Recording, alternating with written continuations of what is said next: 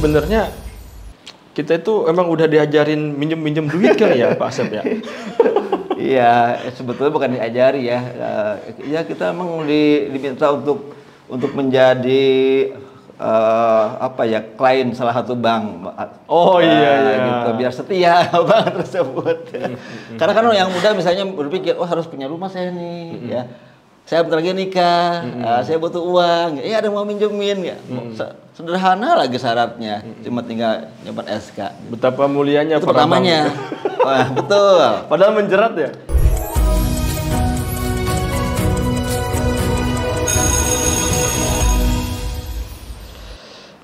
Alhamdulillah, luar biasa. Senyum-senyum Pak Asep. Waduh, liatin dompet. Kenapa Pak Asep? Alhamdulillah Pak Ageng, sekarang tanggal 16 ya. Masih cukup biaya hidup saya sampai tanggal 1. Sombong. Waduh nih Pak Asep. Ini Pak Asep mah guru senior, gajinya udah gede. Kita guru-guru muda, guru-guru milenial. Nih gimana ini ngatur keuangan itu luar biasa sulitnya. Gitu Pak Asep. Kemarin nonton Indonesia lawan Uzbekistan nggak? Nonton. Kalah apa kalah kita sama Uzbekistan. Kalah ya. Tapi tenang Pak Asep ya. Kita ini sebagai guru menang juara 1. Apanya tuh? Sebagai pendidikannya hebat gitu. Bukan. Sebagai apa? Sebagai golongan yang terjerat pinjol. Innalillahi wa inna ilaihi raji'un. Ya Allah, ini menyedihkan sekali nih Pak Asep nih, menghancurkan nama baik guru. Ya, jadi nomor 1-nya itu guru, nomor 2-nya korban PHK, selanjutnya ibu rumah tangga, karyawan, pedagang, pelajar, barber dan pengemudi atau ojol. Itu data yang saya dapat. Gimana nih Pak Asep? Apa emang bener ya guru-guru muda sekarang ini ngatur keuangan itu sulit gitu? Gimana Pak Asep? Sebetulnya Pak Ageng, kalau menurut saya bukan masalah muda atau tua ya. Sebetulnya sih masalah kemampuan mengatur keuangannya. Tapi emang sih ketika saya masih muda pun ya, kan saya kuliah dibiayai oleh orang tua gitu ya. Tiba-tiba kerja dapat gaji, bingung ngatur uang, tengah bulan sudah habis gitu ya. Mungkin karena emang kaget dapat uang, belum bisa memanage keuangan, habis gitu ya. Itu bisa jadi begitu. Itu ada guru-guru muda. Tapi sebetulnya masalah kebutuhan uang nggak muda nggak tua tetap saja begitu ya. Tapi memang Pak Ageng, ketika pertama kali saya menjadi guru, saya PNS kan, ada namanya prajabatan. Tahu begitu prajabatan tuh guru muda pertama mau diangkat jadi PNS, peserta PNS. Itu sudah disodori itu. Apa tuh namanya tuh formulir peminjaman. Siapa yang tidak tergiur gitu. Kalau PNS kan modalnya hanya tinggal mempesantrenkan istilahnya ya, mempesantrenkan SK saja, nggak pakai agunan tanah, nggak pakai agunan barang-barang mahal, cukup menggadaikan SK-nya saja. Justru bisa dapat ratusan juta. Anak muda, ayo coba siapa yang nggak tergiur, bisa dapat pinjaman demikian ya. Nah begitu. Jadi sebenarnya kita itu emang udah diajarin minjem duit kali ya Pak Asep ya? Iya, sebetulnya bukan diajari ya. Ya kita emang diminta untuk menjadi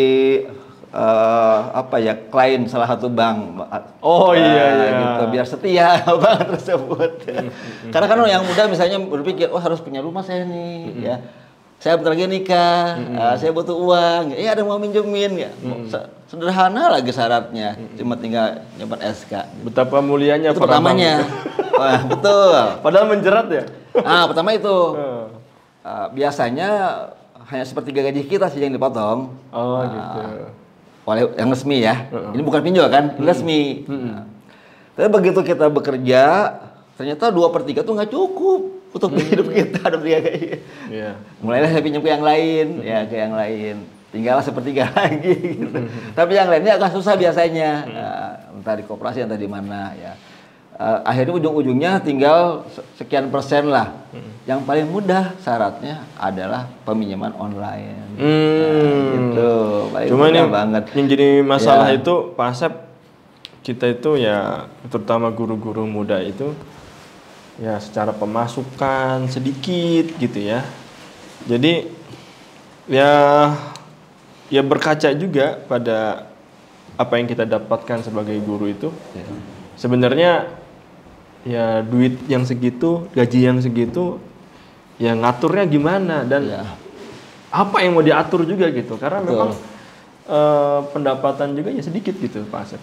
Ya sebetulnya kalau saya pikir ini sebenarnya tergantung gaya hidup juga ya Pak Ageng ya.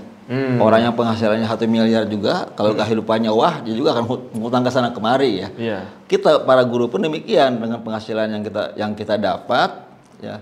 Misalnya katakanlah kalau guru baru sekarang tuh 3 juta lah gitu. Tapi makannya keluar. Tiap hari makan nasi padang gitu misalnya ya.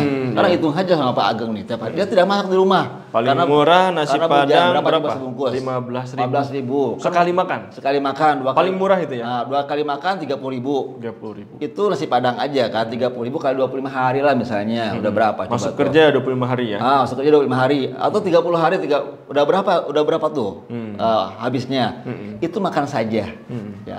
Belum lagi nanti beli odol, sikat gigi, punya hobi mancing-mancing. Belum lagi bensin, transport. Nah, ketika cara hidupnya kayak demikian, ya memang tidak akan cukup gitu loh. Tapi kalau misalnya nih, walaupun kita masih bujang, kita masak sendiri gitu misalnya, yang pagi masak, terus siang diangetin gitu ya, tentunya akan cukup, akan cukup. Nah, apa yang hasil yang kita peroleh bisa kita sesuaikan dengan apa yang kita butuhkan gitu. Ya.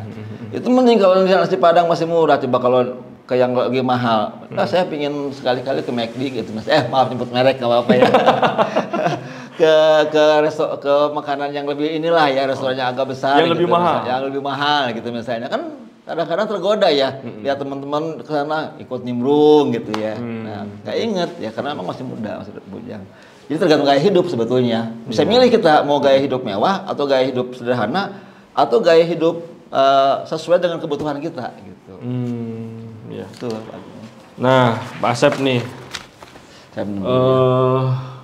Kalau tadi ya kita lihat memang terkait dengan gaya hidup. Ya, jadi sebenarnya kalau misalnya gaya hidupnya sederhana, ya cukup aja ya untuk kehidupan ini gitu ya. Untuk hidup sebagai seorang guru memenuhi kebutuhannya gitu ya. Nah, cuma yang jadi masalah itu data yang saya dapat ini nomor 1, nomor wahid itu guru pinjolnya. Apa sebenarnya memang gaji guru itu masih belum layak gitu? Menurut Pak Asep gimana nih? Saya tidak yakin guru punya gaya hidup wah ya dengan gaji yang dia punya. Mungkin saya lebih suka mengatakan gaya hidup guru. Nah gitu ya, gaya hidup guru. Karena memang kalau mau mewah pun kayak segimana sih guru mewahnya gitu ya. Sekali lagi gaya hidup itu pilihan. Sebagai guru, saya pikir tuh rekan-rekan saya guru punya gaya hidup sebagai guru. Ya. Nah tapi dengan gaji yang kita peroleh sekarang ya, apakah masalah misalnya? Apakah dikatakan mewah? Gitu? Guru butuh punya HP yang agak bagus ya, yang memorinya cukup besar. Karena sekarang pembelajaran, presentasi dan sebagainya. Karena memang udah jadi kebutuhan. Udah jadi kebutuhan. Nah, sementara harganya ini di atas gaji saya. Harganya ini gaji saya gitu. Gaji sebulan. Gaji sebulan. Nah, ayo bagaimana tuh? Apakah salah kalau saya membeli laptop yang agak bagus ya? Karena pembelajaran sekarang juga di situ. Ya, berfokus di laptop yang harus punya perangkat. Harus punya perangkat laptop sekarang. Guru tuh wajib punya perangkat laptop yang harganya bisa 5 kali lipat gaji saya, yang paling murah tuh ya, bisa 5 kali. Itu misalnya. Dengan gaji yang saya punya sekarang. Tiba-tiba saya udah menikah, punya anak gitu ya. Tadinya saya punya rumah tipe 21 yang 1 kamar, anak saya 2. Apakah mewah nih kalau guru buat kamar baru? Ya, karena artinya sekarang 2. Ya. Sementara nggak cukup tuh gaji saya. Nah, gitu. Nah, apakah disebut gaya hidup mewah kayak begitu, Pak Agung? Ya, gitu maksud saya. Atau padahal itu kaitannya juga dengan kebutuhan guru ya untuk mengajar, untuk memenuhi Pribadi. kehidupan pribadi, Iya. juga dengan keluarga, Nah, seperti itu ya. apakah Jadi itu- sebenarnya nggak melulu gaya hidup juga gitu ya. Bukan, karena emang kebutuhan. Ya, terakhir misalnya saya sudah sepuh ya, saya harus menikahkan anak saya. Apakah termasuk gaya hidupnya? Apa saya mengundang tetangga saya 100 orang gitu ya? Ya. Di acara pernikahan tersebut. Nah, gitu. Apakah itu gaya hidup mewah? Nah, saya pikir itu bukan merupakan gaya hidup mewah, itu emang kebutuhan. Cuma masalahnya untuk memenuhi tersebut gaji saya nggak cukup gitu. Maka dicarilah berbagai solusi oleh banyak teman guru yang mungkin termasuk 40% tadi itu 40 apa? 42 ya? 42 ya. Oleh 42% tersebut ada yang karena pinjam ke bank tersebut sudah selesai, udah dipotong oleh bank, pinjam ke koperasi juga sudah. Nah, sementara butuh beli HP, jalan yang paling mudah pinjol gitu. Jalan yang paling mudah pinjol. Apalagi guru kan wajahnya mudah dipercaya gitu ya. Orang-orang baik, orang-orang baik ya. Orang-orang baik gitu guru tuh. Iya, mau menikahkan anak mana lagi saya ya, yang paling mudah pinjol gitu ya. Mau katakanlah beli mobil sekalipun Pak, misalnya nih saya udah punya anak 3 orang, selama ini pakai motor berlima, kan nggak aman gitu. Pakai motor dengan istri nggak aman. Apakah mewah juga beli mobil yang agak bekas gitu ya, hanya untuk supaya bisa ngangkat anak-anak saya. Nah, tapi masalahnya penghasilan saya nggak mencukupi. Nah, makanya 42% guru tadi itu mengambil solusi itu pinjol. Jadi kalau menurut saya guru demikian bukan karena gaya hidup mewah, bukan. Tapi kita bayangkan seperti yang saya sampaikan tadi, Pak Ageng penasaran nggak gaji saya kira-kira berapa? Berapa Pak? Kalau Pak Ageng tadinya katanya lebih besar ya. Saya juga nggak kurang hafal ya. Karena rekening saya langsung saya kasih ke istri saya. Oh, kasih ke istri. Ya. Tapi emang kita sekarang ini Pak Ageng. Sebenarnya kalau PNS tuh nggak jauh beda sih, tiap pangkat nggak terlalu jauh berbeda. Sekarang yang guru muda aja yang baru jadi guru, yang belum bersertifikat, itu gajinya 3 juta rupiah per bulan, gitu ya. Yang sudah sertifikasi? Yang belum 3 juta. Itu PNS ya, ASN, P3K istilahnya sekarang 3 juta. Kalau dia sudah bersertifikat naik sih jadi 6 juta ya. Nah, kemudian dapat bantuan lah uang ya hampir 7 jutaan lah dapatnya guru muda kalau dia sudah bersertifikat dan itu. Itu guru PNS, ASN. Tapi kan sebagian besar guru yang masih ada yang honor kan? Honor itu Pak Ageng ada yang sebulannya di ASN itu mungkin sebulan hanya 900.000. Atau ada yang 700.000 honornya per bulan. Malah ada yang 300.000 per bulan. Pak Ageng bisa bayangkan. Cukupkah gitu Pak? Uang 700.000 untuk kehidupan beliau itu selama 1 bulan gitu. Nah, tapi kalau guru honorer masih leluasa kan mencari tambahan yang lain. Kalau kami para ASN punya jam kerja dan tidak boleh keluar sekolah sebelum jam kuliah tersebut selesai. Jadi dengan gaji 3 juta tersebut, para P3K ini harus diam di sekolah dari mulai pukul 7 sampai pukul 3:30. Setelah 3:30 kan capek meren ya. Tidak lagi sempat mencari penghasilan gitu. Itu sudah gajinya gitu.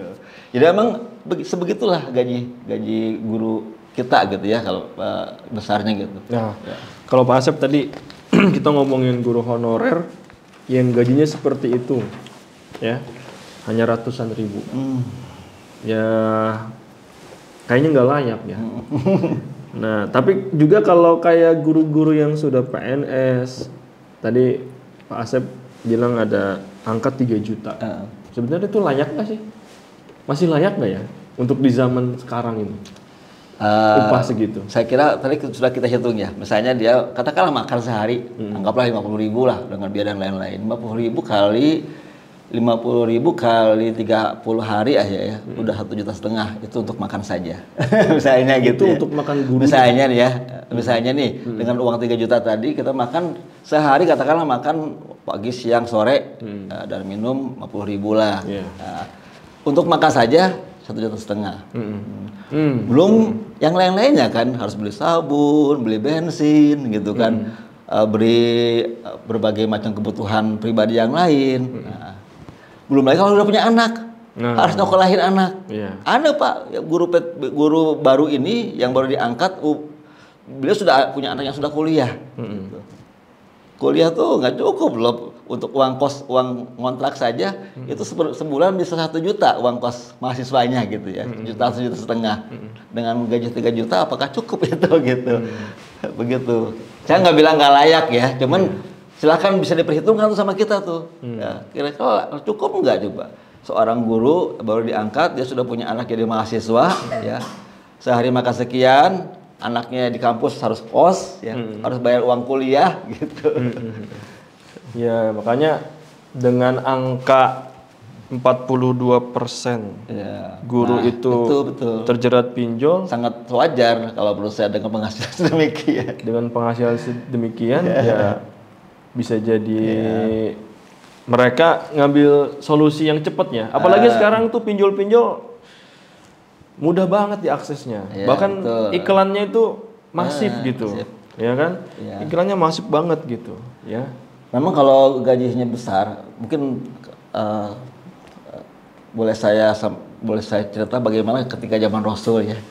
Bagaimana para guru mendapat gaji yang luar biasa gitu. Padahal pada masa itu emang sebetulnya kan pada masa itu Arab belum punya minyak ya. Jazirah Arab belum ditemukan minyak. Iya. Zaman Rasul itu kita ingat ketika perang Badar, pasukan Islam itu memperoleh beberapa orang tawanan kan. Nah, tawanan ini biasanya ditebus dengan uang, ya kan, oleh teman-temannya ya, oleh teman-temannya ditebus dengan uang, ya. Atau nah pada masa itu Rasul punya kebijakan, udahlah nggak usah ditebus pakai uang. Kalau ditebus pakai uang sekitar 4.000 dirham. Satu orang tawanan 4.000 dirham. 4.000 dirham tuh kalau dikurskan sekarang hampir 1 miliar lebih lah, sekitar 1 miliar lebih. Kata Rasul, udahlah kamu ngajari aja anak-anak orang-orang yang di Madinah ini membaca. 10 orang anak membaca.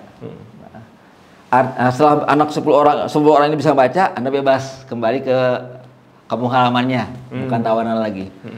Berarti kita bisa bayangkan biaya pendidikan, biaya orang guru tadi itu, biaya mentawaran tadi itu adalah 4.000 dirham hanya untuk ngajar anak membaca. 1 miliar itu anak membaca. Pak Ageng pernah ngajar Iqra? Pernah. Nah, paling seminggu mungkin ya, anak udah bisa baca gitu ya. Anak sudah bisa baca. Nah demikian pula ketika tawanan perang tersebut ngajari penduduk Madinah gitu, 10 orang penduduk Madinah, mungkin tidak akan lama ya, bebas. Dia di berapa dibayarnya? Dibayar adalah 4.000 dirham. 4.000 Ya, membebaskan diri dia sendiri kan, senilai 4.000 dirham maksud saya. Itu pada masa Rasulullah. Pada masalah Umar bin Khattab kita yang paling terkenal sekali. Pada masa itu pun pada masa Umar bin Khattab Jazirah Arab belum punya minyak. Belum punya minyak. Itu gaji guru TPA ya, ya di masjid-masjid ya. Itu 16 dinar emas per bulannya. 16 dinar. Jadi 1 dinarnya itu 4,25 gram emas ya. Sekarang 1 gram Kalau 1 gram 2 juta loh sekarang. berapa? Ya, 2 juta kalau nggak salah. 2 jutaan. Kalau nggak salah ya, kalau lupa Berarti deh. kali Kali 4,25. 4,25. Nah.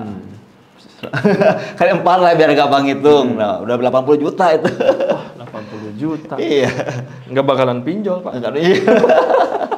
Iya nggak? Pinjol, Sebulan iya. 80 juta mah nggak bakal pinjol guru-guru. Pinjol guru. Iya kan? Betul. Wah, dia luasa banget ya gitu. Kayaknya langsung beli mobil expander. Kan? Sebenarnya lebih lah. Kalau segitu, kalau sekarang mungkin hitungannya gaji manajer BUMN nggak tahu berapa ya, gaji manajer lah gitu ya. Betul, guru-guru pakai expander. Expander mah murah, Fortuner mungkin ya. Pajero. Pajero ya. Kalau sekarang guru-guru pakai Honda 70, Pak. Enggak, Honda 70 nggak ada sekarang. Sekarang guru punya mobil ya, tapi emang begitulah ya. Saya bilang tadi itu, salah satu solusinya kayak tadi itu, guru memaksakan diri punya mobil ya. Tapi dengan cara yang saya sampaikan kayak tadi itu ya. Karena memang sudah bisa jadi kebutuhan juga, Pak. Betul, saya bilang tadi, apakah itu kemewahan ketika guru beli mobil bekas gitu lah.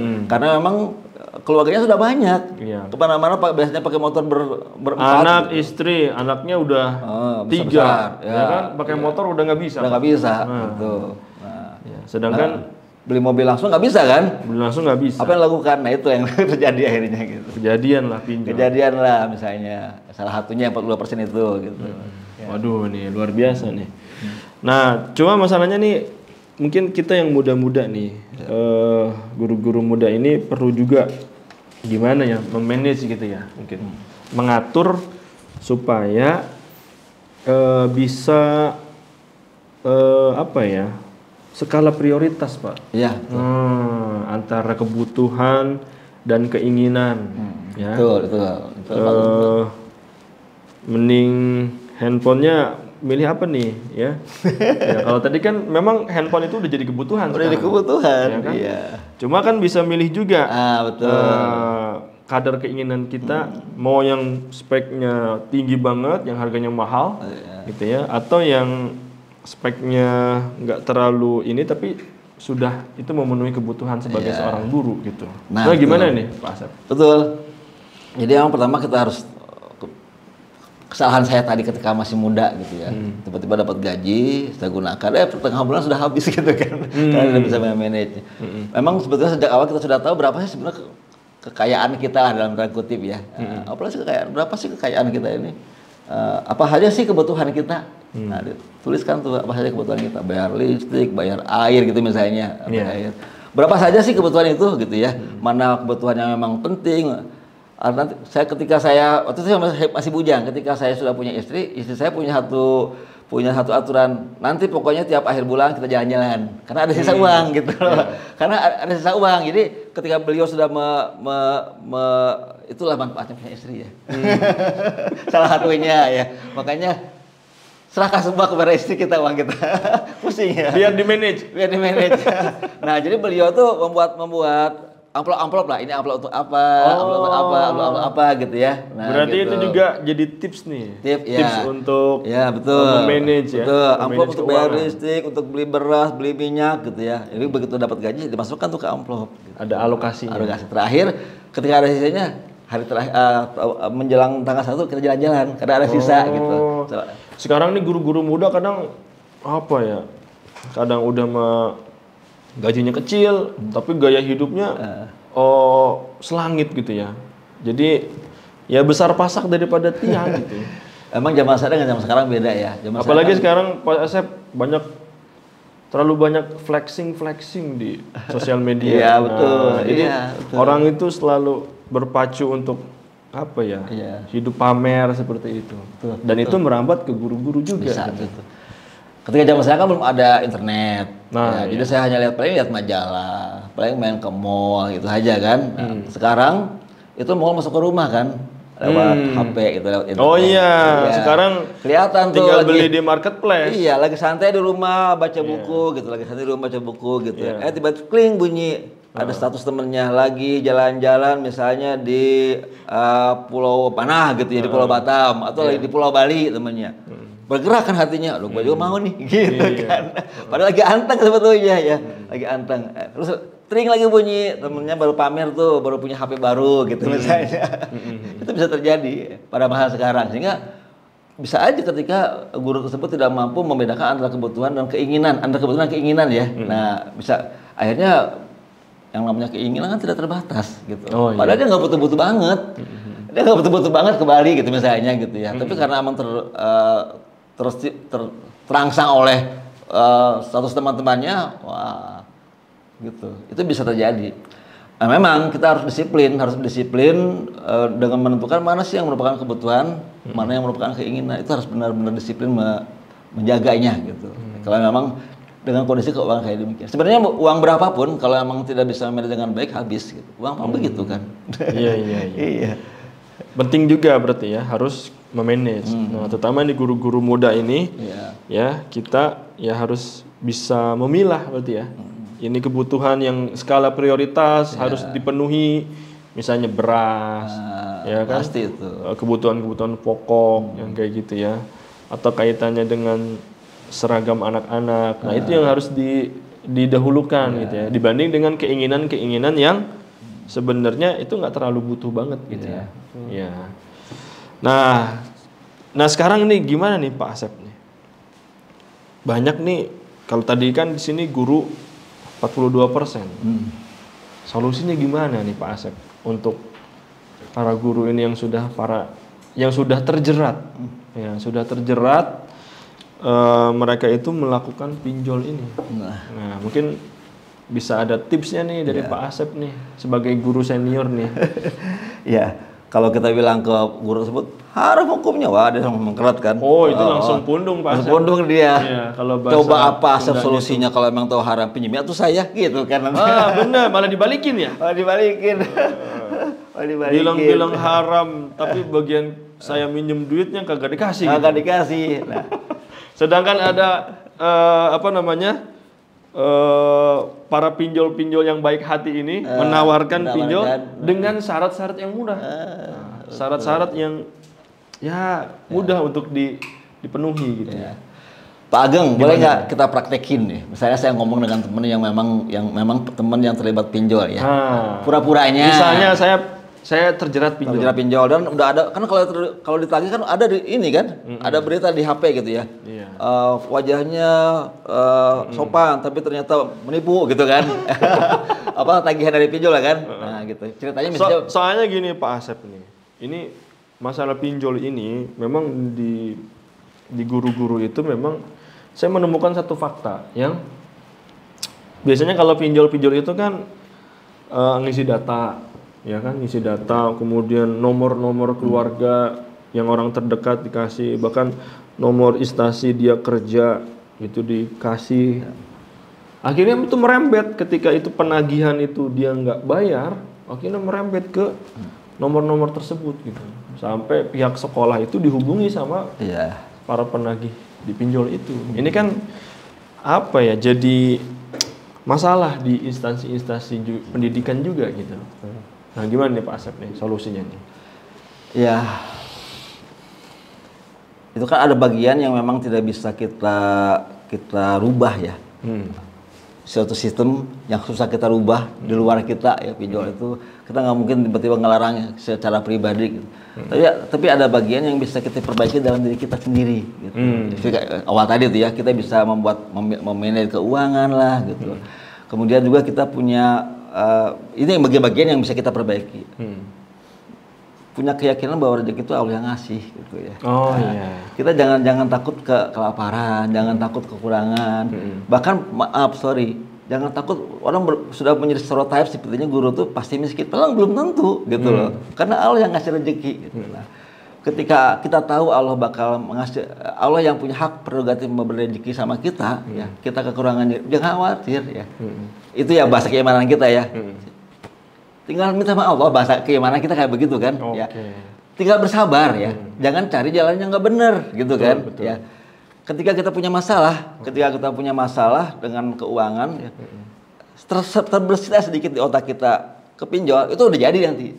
Nah, jangan sampai terbersit sedikit pun di kepala kita ke pinjol. Kita masih punya banyak alternatif lain yang mungkin bisa kita lihat. Misalnya maaf dengan menghemat. Ya. Katakanlah maaf, Pak Ageng di rumah pakai tisu di rumah suka pakai tisu kan? Nah, tisu kan satu kotak tuh bisa 10.000, 7.000 ya. Bisa nggak diganti jangan pakai tisu, pakai kelap gitu misalnya. Ya. Misalnya gitu. Berarti ya. kita bisa manage untuk hemat gitu ya. Misalnya Pak Ageng kan guru agama ya, guru agama. Kan Pak Ageng juga nggak bisa ngebimbel tuh sambil ngajar, pulang sekolah. Jadi nyari tambahan yang lain, atau sekarang mah orang bisa jualan online gitu misalnya kan. Nah, sebagai tambah-tambahan yang kayak demikian. Jadi atau misalnya kalau memang benar-benar sak, kita bisa ngecek tuh ada nggak barang-barang kita yang masih bisa dijual. Saya pernah punya pengalaman, saya pengen beli rumah Pak dulu ketika masih muda. Itu semua barang saya dikontrakan itu saya jual. Kasur, kursi, kulkas, motor. Akhirnya terbelilah rumah tersebut gitu loh ya. Sampai rumah ketika ada beli itu isinya nggak ada apa-apa gitu. Sampai kata pembantu tuh, ini mana barangnya Pak, katanya gitu.